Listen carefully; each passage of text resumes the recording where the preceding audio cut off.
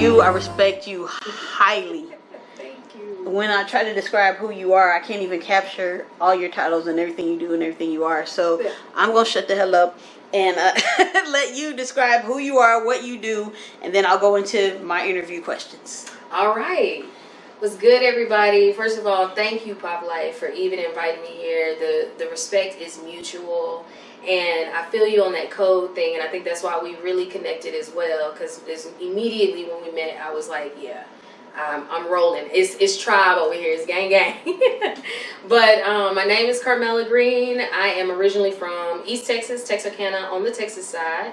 And I've been residing in Austin for over a decade now. So love this city, and you may know me by community.nomad on Instagram.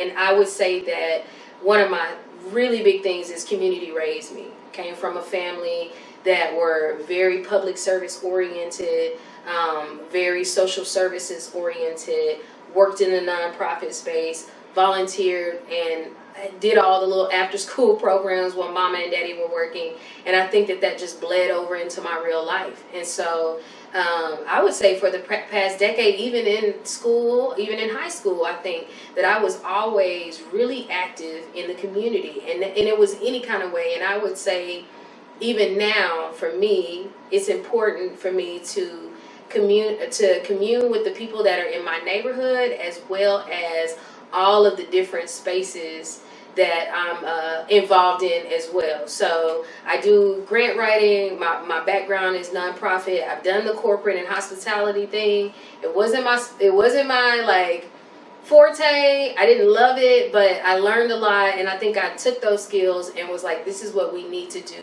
for the type of community we want to see. And that's really one of my big things is I'm in this space where I'm ready to start organizing more and start connecting the dots and making sure that BIPOC, queer people, folks that fall into these margins get together, and we start to have this collective where we are talking about social responsibility, where we're talking about how do we go up against the machine, how do we get radicalized in a way where we mobilize not only us, but making sure we take care of our family.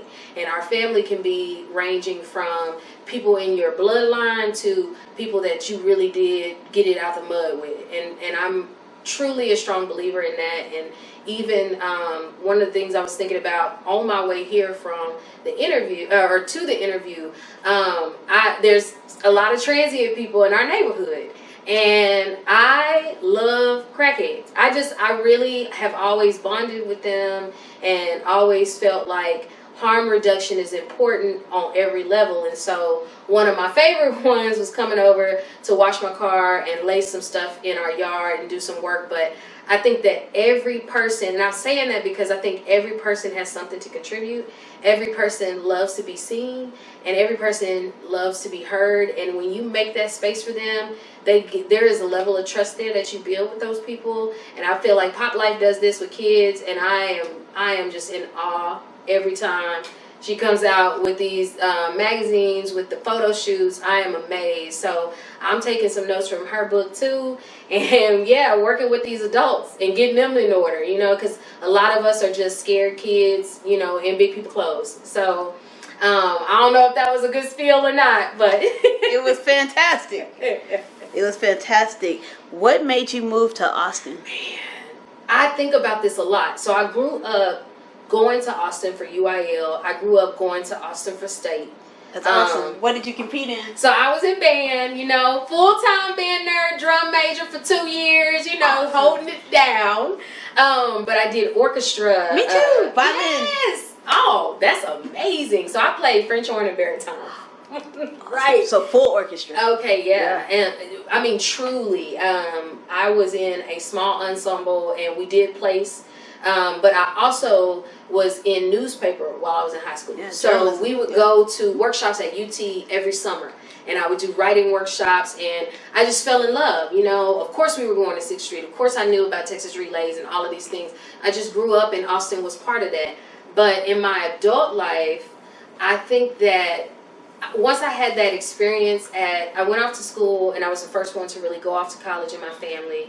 And once I had that experience of, you know, racism and all of these things you don't realize when you go to a predominantly white institution, I think that it shaped me in a way that I wasn't prepared for. And once I left that school, that was in Nacogdoches, Texas. Once I left that university and went back to Texarkana, I was like, I think that the only place I really could live in is Austin, because, you know, for all intents and purposes, Austin is a liberal city. Now, that's what they tell you on the front end to get you in here.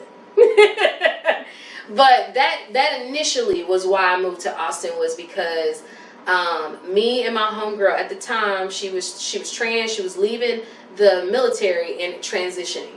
Wow. It was amazing. I mean, it was really a story. So she was in Abilene. Oh man, I grew up in Abilene when I was little. Really? Until That's we moved amazing. to England. Yeah. I'm telling you, tribe. Yeah. But yeah, so Yeah. she was in the Air Force. Yeah, Air Force. She had been identified as gay for the longest, but she had confided in me. I went to live with her after I dropped out of the PWI, and she had confided in me that she just didn't feel like herself in her body, you know, because she at birth she was assigned male. And so we started taking these trips to Austin, where she was getting into her feminine side. She was wearing the clothes she wanted to wear, and we tapped into the queer scene and the LGBTQIA scene here, and they embraced her. And I was in awe, because I was a weirdo and didn't even realize I was queer, didn't realize none of that stuff. And so I learned so much through our friendship. And so after we had been going down there every month, we were like, you think we should move? And so we ended up moving to Austin, and that was really the history. That was it, you know. What year? That was 2009.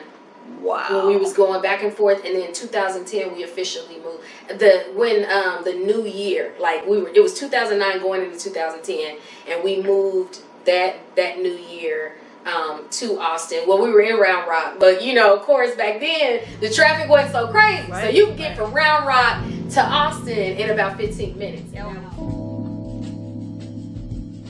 Wow. So yeah, and wow. You know, and I think that's why I connected so much when I would see the people in your magazines and in the photo shoots, because she really introduced me to a world where I was seen in a way I wasn't seen in the straight world, and the cis and the patriarch, all of those things. And you really get to meet people that have been living in their truth and are unapologetic. And so I will always appreciate what she taught me, all of the things she helped me unpack in that moment. But Austin really was what birthed us into creating the people that we really were all along. And I love that Austin embraced us. I love that, you know, we got to be in all these little spaces and learn about all these areas of Austin. But I love that was my first introduction. I was on 4th Street all the time, every day, all day. And it was safe. Like, it was safe. 4th Street district is safe. Yes. It's safe. So when I went for my first drag show a few years ago, I was like, I don't think I do 6th Street. I don't feel safe anymore. But over here, I feel fine. I can park. I can go walk in rain. I can dance, and I can go home. Yeah. So I feel that. Yes. And that's what we did, you know. And it would really hurt me sometimes, because that's what she would tell me. She'd be like, I don't feel comfortable going to a straight bar. I don't feel comfortable. Somebody might clock me. Somebody might know, you know. And so I was happy to be in a space where I felt safe and wanted and appreciated. But to think that outside of this realm, she didn't exist to a lot of people, that really did change my perception too. And there was times where I was even in a transphobic mind state, you know, especially when I was struggling with coming out of that religious household. My dad was a pastor, and my dad is a pastor, but I had a lot of deep-seated beliefs that came from that, you know, that era of growing up in church and people just telling you that everything's an abomination if it's different. And so she and I, when she got ready to really fully transition, and she had gotten her severance pay from the Air Force, and she was getting ready to get some titties. That's it, the twins. And I regret my reaction to that, because I was not ready, you know. And at the time we were living together, and my boyfriend had moved in, and I think I was more so trying to please a man, of course. And I think that I wasn't there in that moment, but she was embraced. She had a family and everything. And for, I think, 4 years, we didn't talk. And I watched her blossom. I watched her, you know, and I was going to her drag shows when she was dressing up in drag. But when she told me she wanted to transition, I really had to do the work. I had to do the internal work. And there were so many lessons I learned after we parted ways, and it was really because I had to grow. You know, it wasn't nothing on her part. And when a few years later, in 2013, I had gotten really, really sick. Actually, it might have been 2015. I'm dating myself. Yeah, 2015, I had gotten really, really sick and had a seizure at work. Mercy. And my sister, who lives in San Antonio, had to drive down to Austin because they had to rush me to the hospital. And my homegirl that I'm talking about, that's trans, she saw on Facebook where I was in the hospital, and she came to see me. She said, I'm coming to see my sister. Yeah. I'm coming. You were. And so I was so drugged up. I don't even remember. I remember her being there, and I remember her asking to touch her titties. I remember. Touch the twins. Like, and, hold you on. know, Wait a minute. and just happy to see her. And I think I kept thanking her and everything. She had to drive my car home. I mean, it was a whole thing. And so when I recovered, like fully recovered, I texted her and was like, "Hey, did you come see me?" Was I dreaming? Yeah. She was like, "Yeah, I did." And I was like, "Thank you." You know, but the crazy part was a couple of months later, she got really sick. Wow. And somebody sent me her GoFundMe and said, "Did you know your girl is out here sick?" And I was like, "What?" And so I called her, and she was like, "Hey, it's crazy you called because I'm on my last day. I'm waiting on to be discharged, but I don't have no way home." I said, "I got you. Come, I'm gonna come pick you up." She's in San Antonio? No, she in Austin. Oh, she was here. So cool. This is the trans friend that I moved here with, but we parted ways. So I had just kind of watched. Oh, it your from sister afar. came from San Antonio. Yeah, my sister came Hello. just to make sure Got we you. were. Yeah, Got you. We were good. So she's here. Okay. Yeah. Come get me from the hospital. I got you. Yeah. I'm coming. Okay. So came to the hospital, picked her up, and she tells me, she puts in the address where she lives, and I kid you not, she lived a street away from me. God's grace. So ever since then, we were like this, you know, and talked about it. Talked about what had happened in the 4 years. Talked about like my transphobia and apologizing, you know, taking accountability and saying, "I am sorry I hurt you in that way," you know. And so it was beautiful, and I still love her. I support her. She's in Dallas now. She done moved a few times, but she still performs. She loves Dallas. Yeah, she loves Dallas. I know Dallas loves her. Exactly. And so she still comes to Austin to perform. So, and she has a house here, and she's a mother to some other drag queens. So she's a house. Yes. She has a house.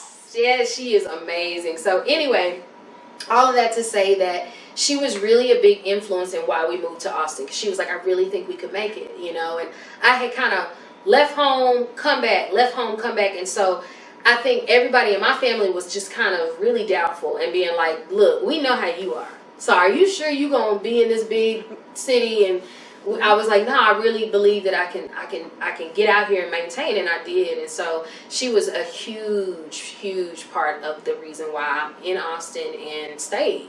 So shout out to you, girl. That's awesome. Well, Aquarians change lives. We do. Y'all are sent to people to change lives. So you're here to change the world. Here to change the world. And you are changing the world. You are changing the world. So I'm going to ask just random questions. Okay. Answer them however you see fit. Do you have any pets? Do humans count as pets? No, I'm just kidding. You can call pets whatever you see. I do not. I want a Sphinx cat though, and I've been studying for a while, and I think next year I'm gonna go ahead and purchase one. So you will see a little naked turkey eventually next year. Do you have a name for your Sphinx cat? You know what? I've been thinking about that, and I said, you know what? I think I'm gonna have to meet the cat first, because I did have a dog one time and named him Gucci. Oh, how cool, Gucci. And he lived up to that name, but I do not have a name in mind. I really want to feel like you said, it's organic when I meet the cat and be like, okay, what name do you want? Tell me your name, dear cat. Yes. I want to be respectful of your exactly. spirit. I love that. Oh, wow. Have you ever stayed up past 48 hours? Past 48 hours. I've done 36 for certain. 48, I don't. If I did, I don't have quite a recollection. I was about to say, and you know, it's funny that you said that because I think I have. And it was when the crazy part, the wild part was that it was for last year when I was going overseas for the first time. Oh. I went to Europe, and but the crazy part was I flew out of Austin into DC and got stuck. And so I spent like 24 hours trying to get out of that airport, and then on the plane, I didn't sleep because the way it was so complicated, and they kept trying to change me. They kept trying to put me on flights. They would board us and then take us off. You're kidding. Yeah, it was in the middle of the pilot shortage. And so it was so, I'll have to go through that again. I did have it written up on my website. It was called For Color Girls Who Contemplated Traveling Overseas When the U.S. Wasn't Enough. I love it. I told you she is a writer. Yes. And I learned a lot. I've traveled by myself. That was the first time ever going overseas. And I traveled by myself. Wow. And I got stuck. I didn't know that delays like that happen. And then when I finally got on the plane, it was 24 hours later, maybe 28. And then, of course, by the time I touched down, I was already supposed to be in France by then. So the person that I was supposed to meet, she was already in France. So I literally touched down to Madrid, Spain, and then had to park my bags and get right back on the plane. And so I was on the plane and I was working during this because I was working remote. Yep. Oh my God. So I had a layover in Barcelona and was literally working. They had Wi-Fi though. They had Wi-Fi. Oh, thank you. So I was working. I was hosting a panel. I mean, I was doing all of that. And then after all of that, after that 7-hour layover, because I was in Barcelona for 7 hours, flew into France and literally hit the ground. It was literally 48 hours later, hit the ground running, did all the stuff we were supposed to do. So I think I didn't crash until on our way back from Nice, France. That's when I finally was like, all right, I'm going to just die right here on this plane. That's it. Y'all call somebody if you need to. Exactly. But yeah, I did not sleep. So. Wow. Yeah. After hearing all of that and just think of different times in life where that's pressure beyond pressure beyond pressure. Yeah. So when you encounter people who get to whining about simple things like filling something out, or I don't want to do this online form, or whatever the case may be, when you haven't had no sleep, all that stuff you ever been through, how do you, besides I'm finna slide my neighbor's dog, shut up, sorry, how do you remain graceful with people like that? Because I'll say this, I struggle. Right. You know, you are the third person today to say that the graceful trait, and or ask, like, you know, I don't see myself as graceful, but I do give a lot of grace, and I think it's because my background is hospitality and hotels, and you meet all walks of life, of course.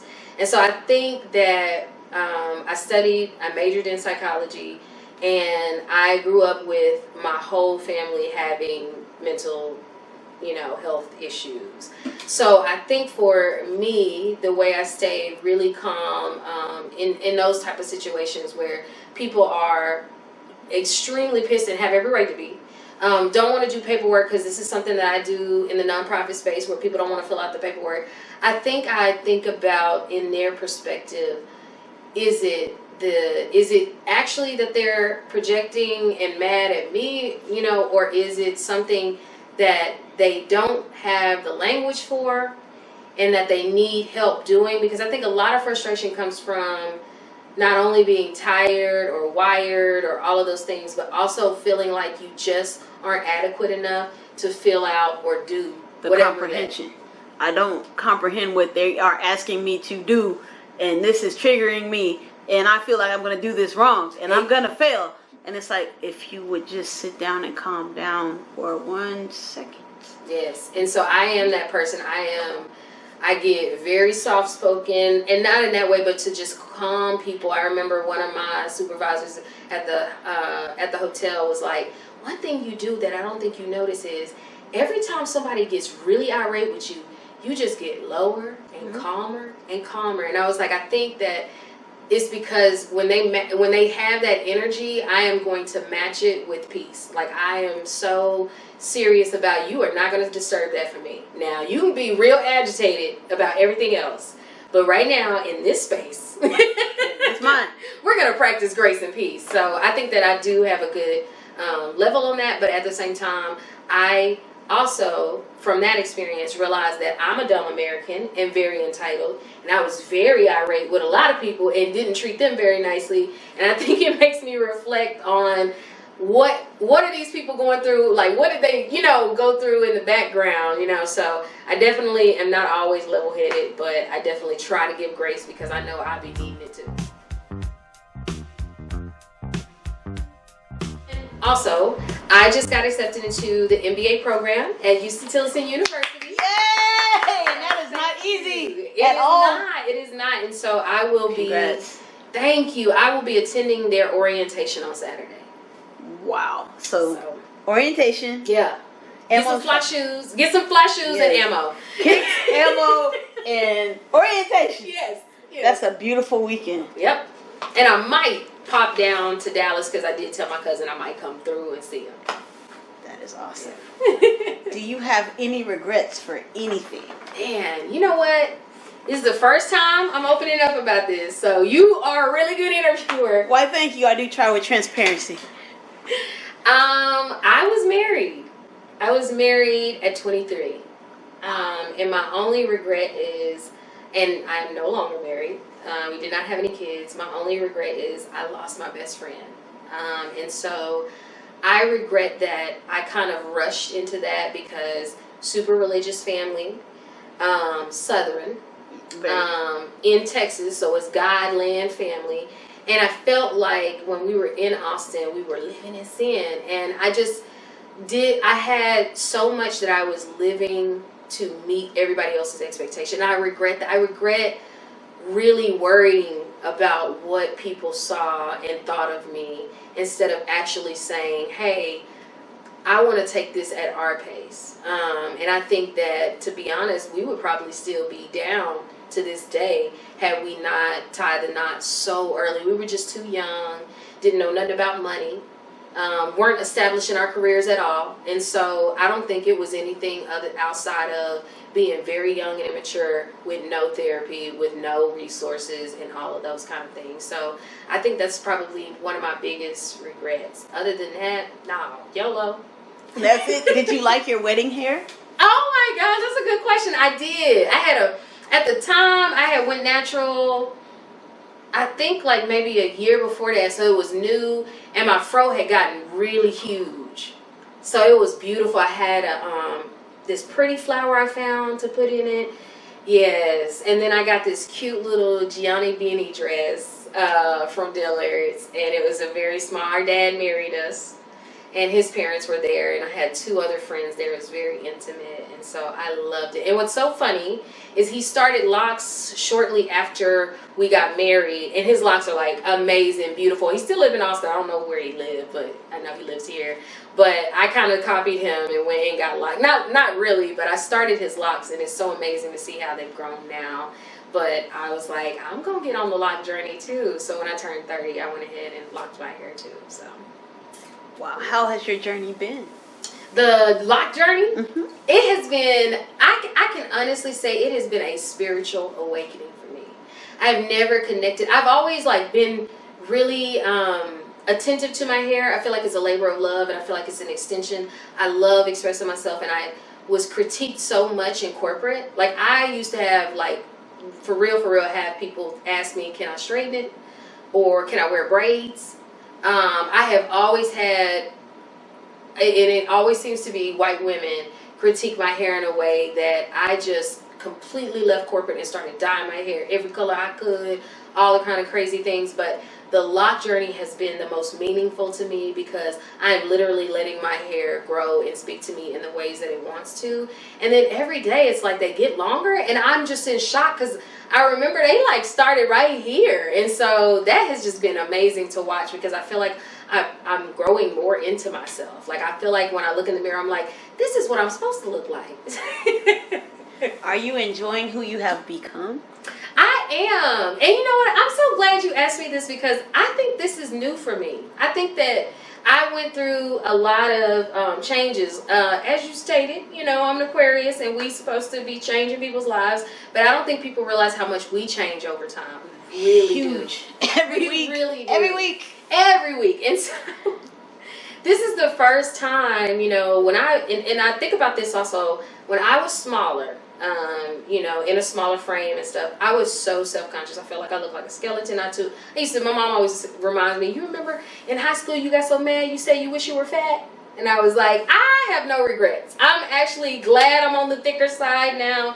I have had so much more confidence in myself. I love the way I look and feel and the way I move in the world. I can be proud of it because I know I really mean it. Like whatever I'm standing on, I really mean it. And I will be 10 toes down in it too. Even if, you know, somebody doesn't agree with my identity. I really took time to research and learn about myself. And I still am, but I'm very, very sure of who I am, and I am so happy to be here and arrive. Like, I think that, you know, as you get older, hopefully, as you get older, you realize and you start seeing yourself and being like, there you are. These are all the things you did in childhood that you didn't know why, or you didn't have a reason, and now you got all the answers, and they're going to keep, you know, coming up for me. And so I think that healing your inner child also does that. And so I'm just appreciative of, you know, little Karmella and where she's been able to come.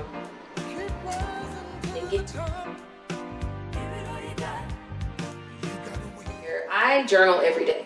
I really do, and I'm a strong believer of manifesting by writing. And so when I look at some of my journals from 2010 and high school, I am just shocked at how sure of myself I was. And like thinking about like the journey it took to actually be able to deliver on some of the stuff I've written about, I think that just affirms me even more. And I think that we don't realize how much of course we want to be affirmed in our community, but affirming yourself is so important. And I think that is something that I am so thankful that I am a writer and that I do that often. So often that I can look back at, because you really do need to get it out sometimes and see the mess. And then be like, look at how far I came from this mess. Like, God, dog it. We were not well. That's what I'm saying. That was me? That was me. Are you sure I wrote this? But yeah, that was a version of me that she was not well. Mm-mm. And you can see your wellness. And then there's some days where like, yeah, I'm not too well. Exactly. And I'm okay with stating when I'm not okay. Exactly. I can wake up and say, I'm highly reactive today. That means I don't need to talk to me. That's self-awareness. Yes. I am definitely that. I am highly reactive, or I woke up on the wrong side of the planet today. I'm going to start saying I woke up on the wrong side of the planet. You might want to turn around. Yes. And I know that, so I will just not be around people until I feel better. Yeah. And I'm that person too. I really do need a lot of solitude. Like that's one of my recharges. I got to be alone for a little bit. So yes, for a lot of bit. For a lot of bit. Until I want to not be. Exactly. I love this question. Name someone who you know truly loves you. Oh, this is gonna make me emotional. Oh my God. I love that question. I love this one. Oh my gosh. And you know to their heart they love hearts. you. Oh my gosh. I have so many. But right. The one person I think of is my mom. Because she fought so damn hard. She really did. And I am ready. I haven't really opened up about this either, but I'm really ready to write her story and share her story. But she was a social worker for 13 years. Wow. She was, yes. What years are we talking? Or what decade? Oh, yes. You were so right. So it was from, I think, early 80s into the 90s. Woo-wee. So she saw some shit. And yeah. The part about my mom, the resiliency of my mom is really why I went into psychology. But the thing about my mom, and I remember growing up with how strong-willed and beautiful, fashionable, cinched waist all the time. Blazers, everything, like all of our style as kids really came from her. And I remember her like strength and her assuredness, and she was the only one in our family with a degree at the time, in our immediate family. And I just remember she would bring home, she was working for CBS, so she would bring home kids, all of that kind of stuff. But she had a boss. My mom is darker skinned as well, so she had a boss who was very chauvinistic, and she had a case come across her desk, and it was a cop, and he was abusing his wife and his kids, but he was so protected. So she took it to court, and her boss was friends with the guy, and he was like, you don't need to do this, blah, blah, blah. And she was like, no, this man needs to. So they go to court. It doesn't hold up because he's got the system on his side. After that was over with, her boss was like, we're taking you completely off of the case, and we're demoting you. So they put her in some room, pushing paper, and of course that was a blow to my mom. But on top of all that, demoting her, docking pay, a few months later, the police officer had shot his wife and his child, and then shot himself and set the house on fire. It was all over the newspaper. It was everything. And guess who got canned and blamed for it? My mom. And this is back when we didn't have internet like that. And Scapegoat. My mom experienced so much alienation from family members, and when you experience something so traumatic like that, on so many levels, that's so many levels of just betrayal. So how do you? So that and that's why she was diagnosed. I think by the time I was in 5th grade, but it was interesting in that interim, because how do you go through all of those things and not go into a psychosis? You would have to. And at the time, the resources we have as mental health advocates was not available. No. Because, oh my gosh, my family were even stigmatizing her. She's sick, she's blah this. And the thing was, she was having a mental breakdown, because then she lost her job. The car got repossessed. She was the main money maker. My dad was just a layman. He was really just working odd jobs and stuff like that. And so she could not get hired. They basically blacklisted her. Our town is small. And it took something from her. And she was not going down without a fight. I distinctly remember some people showed up to the house. It was like social services or something. And was like, you need to get help. We're here to take you to therapy. Right. And she was like, no. Like, I'm not doing Get off my porch. Thank right. you. And it was very weird, But some type of intervention. Now, I was young. Excuse me. I think this all happened when I was in 1st or 2nd grade. And I just remember, people being in the room and all of us having to be there. And she was like, no, I'm not going to do that. And so after that, they waited until my dad was at work and we were at school, and cops came in an unmarked car in civilian clothes and asked her to come with them. She said, I don't know who you are, so I'm not going to come. They took that as resisting arrest, beat her down with billy clubs, arrested her, wrestled her to the ground, threw her into the back of the cop car, and took her to Terrell State Hospital. Involuntary. And she stayed there for 3 years. It was like prison. And we would go up to see her. And the wildest part was, before that happened, they talked about, you need to go to this intervention, blah, blah, blah. My dad really wanted to get her help. So my dad started working 3 jobs to put her in a private facility in Dallas. It was beautiful. We thought it was a resort. We thought our mom went to a resort. And she stayed there, but she was so unhappy. Like, she was going through, So when we were like, Mom, this pool and blah, blah, blah, I mean, stoic. I mean, straight up, like, I don't want to be here. And so it was voluntary, so she left. I don't know how many months she stayed there. I was young. But I know that it wasn't long, and my dad paid a lot of money for her to be in there, but she didn't want to stay. And so the involuntary thing really took a lot. Like, she would tell me, like, her roommate at the time when she was in the hospital, the state hospital, was like, I worship the devil, off top. Died by suicide in front of her, hung herself. And so she woke up to her hanging, My mom has said, mind you, I've never seen my mom cry, but in all of this, she was so determined that she was going to stay in our lives. And I remember she's from a town called Redwater, and I remember after she lost everything and she got out of Terrell State Hospital, because she would write us, and I would write her and everything. And so she was probably thrown in around my second grade year, and then I think by fifth grade, I think she was by the time I was in fifth grade, she was just about to get released. And she kept the letter, and I was like, oh my gosh, but I was telling her I was resenting her. And, because all of the narratives around me was, your mama's sick, she won't get help, all of these things, your mama crazy. Yeah, if she cared, she'd be in this. Right. No, so this is the early none of this. Exactly, and this is the early 90s. I don't think anybody knows, but there was a cultural and social shift in the 90s. I know you remember this. Oh, yeah. Because black people were doing so well. And I think that's what happened. They started to pull all of those things, because she had written, when she was going through all of this stuff, she didn't have no money, so she was writing hot checks. I mean, there was so many things she did just to keep us, like, fed. To live. Yeah, to live.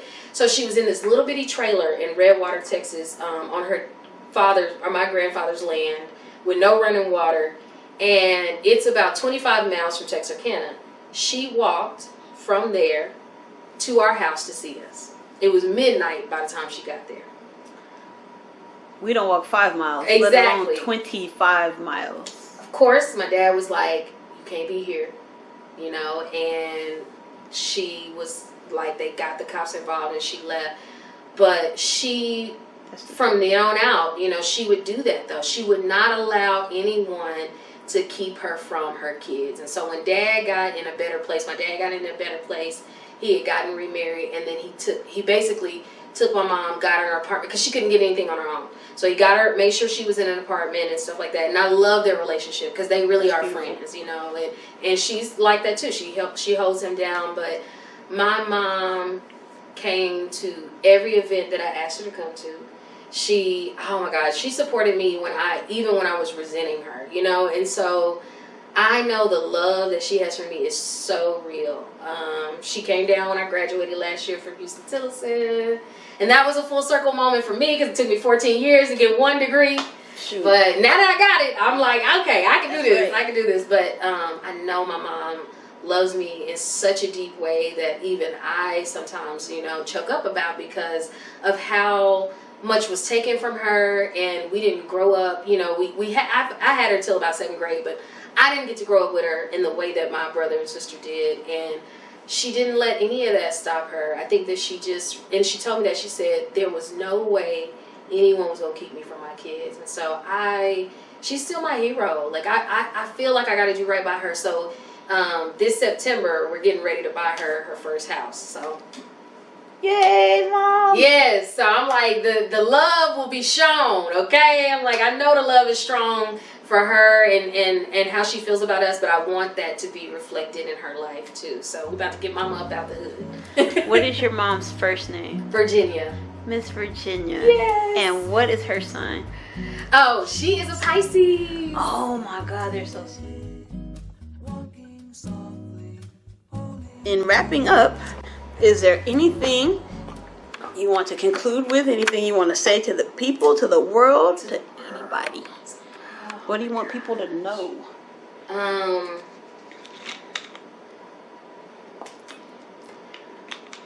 I think I want people to know that the shift we're experiencing is birthing a new school of thought. And I think that all of us people that hear that call, that are really connecting to those people and connecting the dots, I want y'all to know that it is about to be a whole new world. Like, we're about to create a whole new world. I don't want people, hope is currency. And I want people to know that time really is a construct and an illusion, and hope buys us more of it. But I want people to keep that hope present, because I think that that's what's connecting us and making sure that we're going outside of our boxes and really starting to connect on that deeper level than what society kind of makes it all out to be. So we are about to see a huge social and political and all of that. You see the shift, but I don't think y'all realize that it's truly going to be internal as well. So I'm looking forward to that. I will be a part of that. I am definitely going to be changing the world and the hearts and the minds around me, and I'm hoping that all of those things happen to me the same way. So